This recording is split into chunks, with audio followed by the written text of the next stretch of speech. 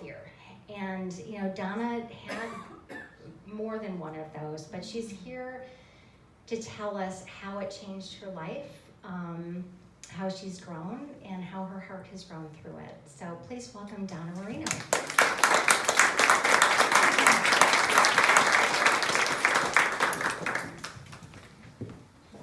Hi everyone, thank you. I'm a lot shorter than the rest. Is that better? Yeah, that's better, I think. Can you guys hear me okay? Yeah. Okay.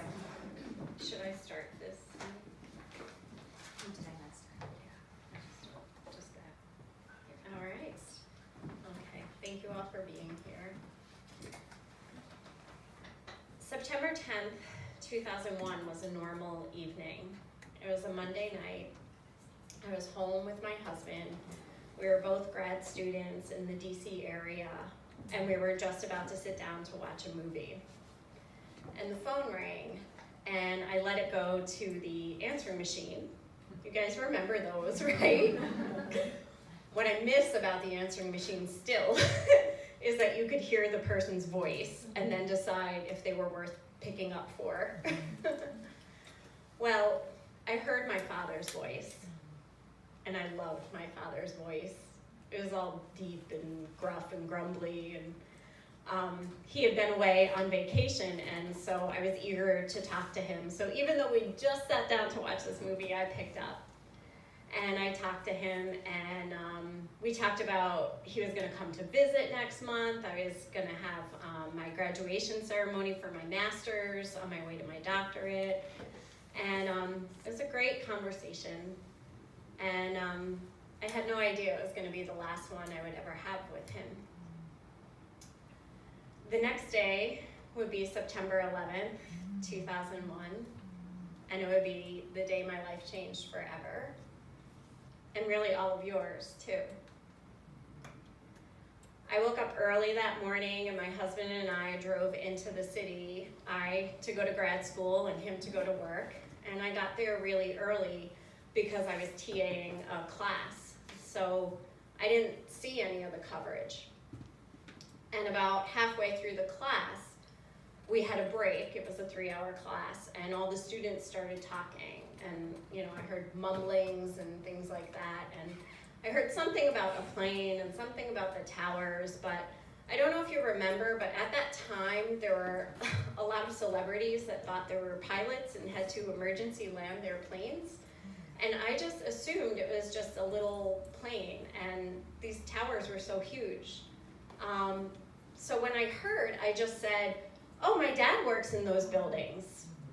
I'd always been so proud of that, except it was met with dead silence, and everyone stopped. And my professor said, do you need to call your father? And I thought, my dad works like construction. I can't call my dad. And I didn't understand. And so the class resumed, but just moments later, another professor came in and said, I'm sorry to tell you all, you need to evacuate. The Pentagon has been hit. It was at that moment that I knew that this was terrorism. And it was at that moment that my terror began. I went into my professor's office and I called my husband immediately. He worked down the street from the White House. And he picked up and he said, what do you know? And I thought, pardon my French, oh shit. Except the worst thing I could think and say was, you mean my father could be hurt? It never crossed my mind that it could be worse than that. So we evacuated the building, and I came out on the streets of Arlington, Virginia, and it was just mass people coming out of buildings and a whole city evacuating. The strangest sight. And as I walked down the street, there was a man talking on a cell phone next to me, and he kind of turned to the crowd and said, one of the towers just collapsed. And I thought, you jerk, that's not funny. And I went into a nearby restaurant because I had to wait to meet my husband to drive back home. And so I went in to use the restroom, And as I came out from the restroom, I caught my first glimpse of the TVs over the bar. And I saw the second tower fall. The tower my father was in, although I did not know that at the time. I just remember my eyes going wide and my jaw dropping open and my hand just coming up to cover my mouth. And the hostess must have seen me and asked if I was okay, and I could barely get the words out. My father is in those buildings. I came out and met up with my husband. We got in the car and he drove like a bat out of hell to get us home. I have no idea how we got home as fast as we did. He immediately got on the phone and called all our friends, and they all came over to be with us. And I started calling my family one by one. My brother, who was also an electrician and an apprentice and could have been with my father, but he was okay. My other brother, who lived in Boston and flew out of Logan regularly, but he was okay. And then my mom and my sister, who worked together in Brooklyn and had a view of the Manhattan skyline. And my mom just said to me, Donna, he's a fighter. He's a fighter, Donna. Like it would be okay. I remember that night going to bed and thinking, how can this day be over? I don't know anything. Nothing has changed. Nothing has happened. And I didn't know that that would be my thought for a very long time. The next day, my husband and I drove up to New York to be with our family. And I remember coming over the Verrazano Bridge and seeing the Manhattan skyline and seeing all that smoke. And at the same time that we were doing this, we had the radio on and they were talking about how many body parts they had found so far. I remember pulling up in front of my house, the house I grew up in, my father's house, and seeing my two brothers and my sister and my mom and the lawn just covered with people sitting and waiting. And I remember jumping out of the car to be with my family. I don't even know if my husband had stopped the car yet. I just ran out to hold them. And the next 4 days, we would sit in that house day after day as people came and went and brought food and tried to comfort us. And I remember that dreadful feeling every night as we went to bed and knew nothing, and every morning as we woke up and had to do it all over again. And I remember 4 days later leaving to go back to DC with no father, no information, nothing. What people don't know about the 9/11 experience, unless you've lost someone, is the excruciating aftermath. The days and months that went by with either no information or misinformation or just constant media coverage. You see, my father was a missing person. So we were waiting. We were waiting for someone to tell us it was time to stop waiting. Only that never came. And so I remember at 25 sitting on the balcony of my little garden apartment and just praying and pleading, you know, that bargaining stage of grief. Dear, dear God, you know, if you're a miracle maker, if you can do something, we have no body, we have no remains, we have nothing. You can send him home. And I would imagine him walking up the stairs into our house with no memory of what happened or no explanation, but I wouldn't care as long as he was home with me. I just longed for my father. And I felt like a ghost. I described to someone once what it felt like, and I said it was like somebody just reached into my chest and ripped out my heart, but they left me a sliver just so I would always know what I was missing. And that's what it felt like. And then on top of that, my life was on the news all the time. This private, personal, excruciating event was in my face everywhere I went. I remember the first time I went to a movie and enjoyed it. Afterwards, my husband and I walked into a bookstore, and on the display table, every single book, and I'm not exaggerating, every single book had a picture of 9/11 on the cover. And I had to leave. My father was a truly amazing man. He built those buildings, for one. He was there when they capped them off. He was one of the electricians that wired them. He worked there my entire life. And he was there when they went down. And my family has a long history with New York. My grandfather, also an electrician, did the lights on the Verrazano Bridge. And then my brother, at The Apprentice, he did the new Yankee Stadium. So the New York skyline is a part of our family. And I say New York is in our blood. Growing up, those towers were Daddy's towers, and the bridge was Grandpa's bridge. And every year, I used to get to go to the towers with all the other electricians' kids, and we used to get to run around the basement and go in all the nooks and crannies that the public's not allowed to, and go up to the observation deck, and even go on the roof sometimes. So when I went, everyone knew my dad too, and it was like he was a celebrity to me. I even got to see the Statue of Liberty's 100th birthday from the windows of the 105th floor.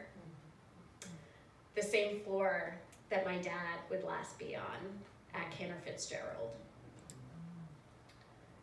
So losing him was awful. But I knew that it could not be in vain. That even though I was only 25 and I was grief-stricken, I knew that my father's life had to have meaning and purpose. And I knew that in some way, he made a sacrifice for all of us and for me. And that I was going to now be his legacy. And that I was going to do good in the world. And that I was going to make him proud.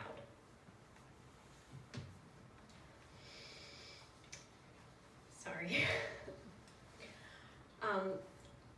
I wish that I could say that that was my only heart start, but I just don't think that's how life works.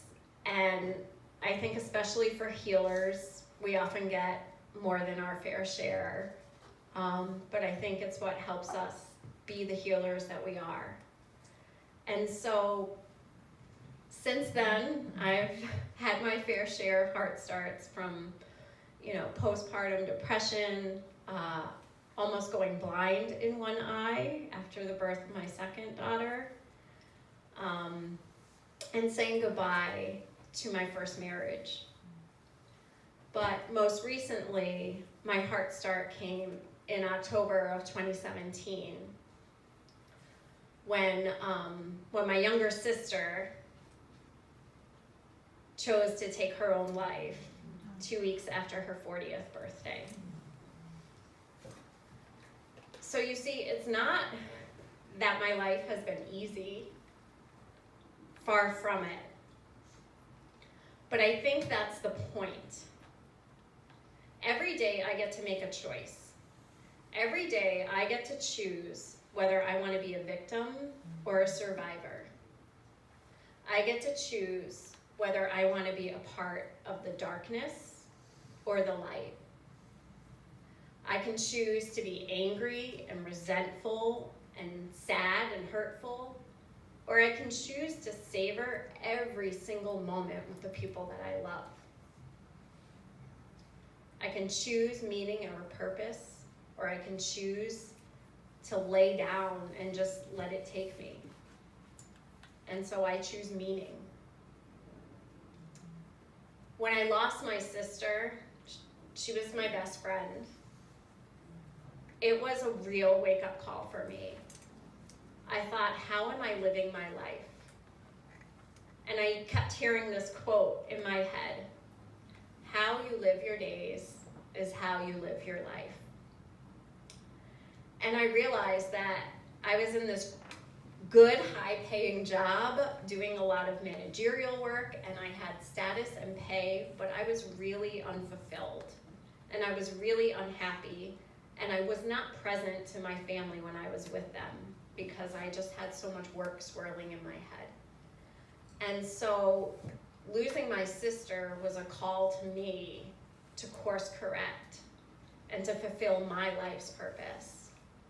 And so I left my job, at first without a plan, and then later a plan formed, and I started my company, Inner Guidance, to help empower women to speak their truth, to own their power, and to fulfill their life's purpose. I really believe that we are all here for a reason, that God gave us our passion, our gifts, our talents, our strengths, because we are meant to use them, and not just on weekends and holidays, but every day.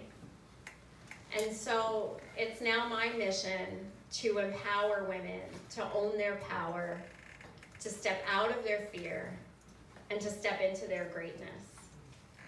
That is my life's purpose and my calling. And it's how I honor myself and my sister and all of my heart starts. I'd like to read this poem to you from Marianne Williamson called Our Deepest Fear, which I think most reflects the work that I'm meant to do in the world. Our deepest fear is not that we are inadequate. Our deepest fear is that we are powerful beyond measure. It is our light, not our darkness, that most frightens us. We ask ourselves, who am I to be brilliant, gorgeous, talented, fabulous? Actually, who are you not to be? You are a child of God. Your playing small does not serve the world. There's nothing enlightened about shrinking so that other people won't feel insecure around you. We are all meant to shine, as children do. We were born to make manifest the glory of God that is within us. It's not just in some of us, it's in everyone. And as we let our own light shine, we unconsciously give other people permission to do the same. As we're liberated from our own fear, our presence automatically liberates others. So I want to leave you with this. No matter what your heart start is, be bold, be fabulous, be brilliant, and share your light with the world, because we are all waiting for you. Thank you.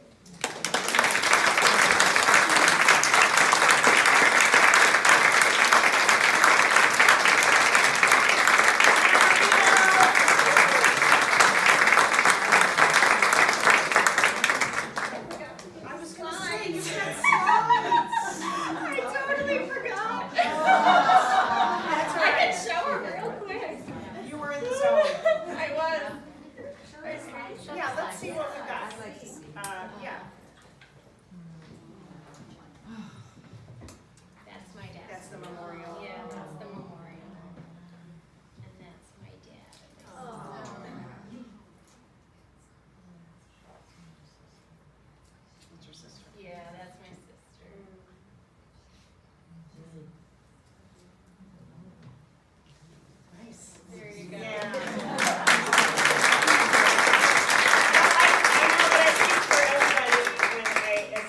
really appreciate your courage in sharing, you know, such a difficult story. Yeah. Yeah, I really appreciate that. Yeah. Does anybody have a question or a comment for Donna? Oh, Dale has a microphone, which we'd like you to speak into just so that we can hear it on the video. Or not. Okay, hello? Yeah. You could repeat the question too. If we can't hear it. Nancy's gonna ask. Hey Donna, this may sound really weird, but obviously we all think about your family. And our heart breaks for you. And know that your sharing has just brought it back to where it needed to be. We forget. And every year, when they show all of that, we need to see it. I know it's hard for you, but we need to see it. And I just wanted you to know that. Thank you.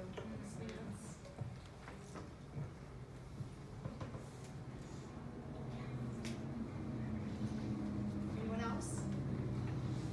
So tell us about Inner Guidance. This is the name of your company. Yes. This is what you're doing now when you left your previous position. Yes. Yeah, what's on tap? So I do coaching with women to help them fulfill their life's purpose and move past the self-doubt and the sabotage and the fear that gets in the way. If they need help getting clarity about what their purpose is, I do that. Or I help them really just commit to it and fulfill it. I work with a lot of female entrepreneurs in the health and wellness industries. And I like to say, in the words of Brene Brown, I also work with the midlife unraveling. We know all about that. Yes. Yeah. So I do coaching, retreats, workshops, speaking events, things like that.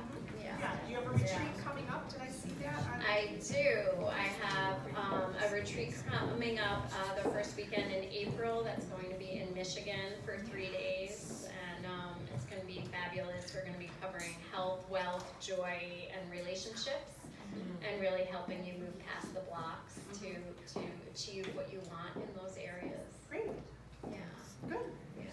Thank you. Oh, sorry. Sorry. Our Deepest Fear by Marianne Williamson. I thank you so much for talking. I never knew anybody that was in that, so it just made it so real. So you're the first person that I know, and it just made it so real. And I'll never think of that date again the same. Thank you. Thank you. I'll say a prayer for you. Yeah. Thank you. This is Donna's first time telling that story in front of people. Yeah.